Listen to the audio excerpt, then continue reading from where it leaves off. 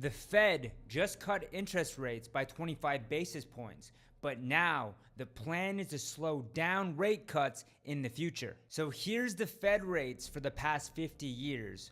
We're nowhere near 20% like in 1980, but we are high for our own economy. When you look at the past 10 years, you can see that after today's cut, we're now down to 4.5% after the 0.25% cut by the Fed. But the big news here is that the Federal Reserve updated their forecast for 2025. This is from today, December 18th, 2024. On page 2, this chart is what you want to look at. This is a big update. Back in September, the Fed thought they would lower interest rates down to 3.4% by the end of 2025. But now, after today's meeting, they're expecting to lower it only to 3.9% by the end of next year. So that means higher interest rates for longer for everyone. In a moment, I'll explain why. For today's meeting,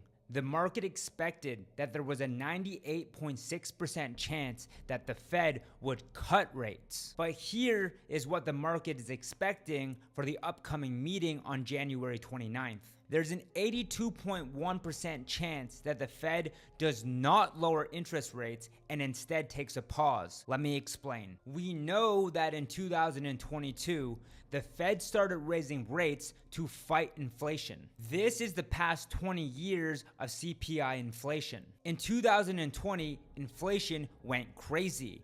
Then the Fed raised rates to get it down. Inflation has come down, but it's still high and above the Fed's target of 2%. The Fed prefers PCE inflation, but it's the same story. Inflation is still higher than their target. So today, the Fed cut rates, and we know that lower rates are inflationary. But the Fed did not get inflation down to their 2% target. So why did they cut rates? They say that they're cutting rates because higher rates would hurt the labor market. But if you actually look at the 60-year unemployment rate, last month there was only a tiny increase in unemployment from 4.1 to 4.2%. This small little bump is the excuse the Fed is using to justify the cut. So obviously, this is not about the labor markets because the Fed